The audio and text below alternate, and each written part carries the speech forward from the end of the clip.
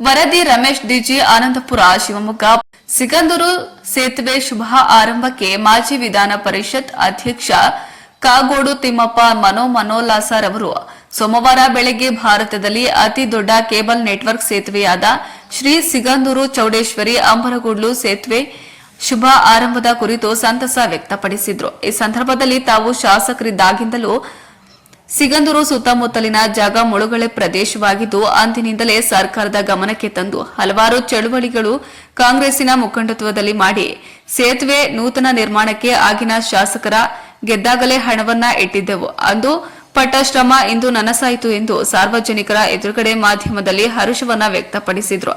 ಅಲ್ಲದೆ ಸಾಗರ ಕ್ಷೇತ್ರದ ಈಗಿನ ಕಾಂಗ್ರೆಸ್ ಪಕ್ಷದ ಜನಪ್ರಿಯ ಶಾಸಕರಾದಂತಹ ಗೋಪಾಲಕೃಷ್ಣ ಬೇಳೂರು ಕೂಡ 2008ರಲ್ಲಿ ಬಿಜೆಪಿಯ ಮುಖ್ಯಮಂತ್ರಿ ಆದಂತಹ ಬಿಎಸ್ ಯಡಿಯೂರಪ್ಪನವರಿಗೆ ಮನವಿ ಪತ್ರವನ್ನ ಕೊಟ್ಟು ಅವರು ಕೂಡ ಪಾದಯಾತ್ರೆಯನ್ನ ಮಾಡಿ ಚಳವಳಿಯನ್ನ ಮಾಡಿ ಸೇತುವೆ ನಿರ್ಮಾಣಕ್ಕೆ ಅವರು ಕೂಡ ಪಾಲುದಾರರು ಎಂದು ಮೆಚ್ಚುಗೆಯನ್ನ ವ್ಯಕ್ತಪಡಿಸಿದ್ರು. ಸೇತುವೆ ವಿಷಯಕ್ಕೆ ಸಂಬಂಧಪಟ್ಟಾಗ ವಿಶೇಷವಾದಂಥ ಕಾರ್ಯಕ್ರಮ ಇದು. ಆ ಸೇತುವೆ ಅಂದರೆ ಸಾಮಾನ್ಯವಾದಂಥ ಸೇತುವೆ ಅಲ್ಲ.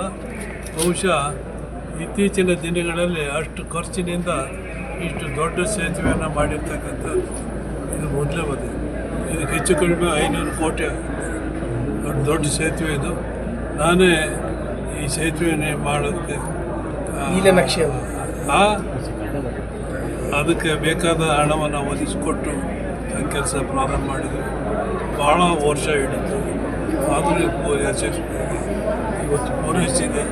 ಅದನ್ನು ಇಷ್ಟು ಜನರ ಸಮ್ಮುಖದಲ್ಲಿ ಉದ್ಘಾಟನೆ ಮಾಡಿ ಇವತ್ತು ಜನರಿಗೆ ಬಳಕೆಗೆ ಅದನ್ನು ಉಪಯೋಗಿಸಿದೆ.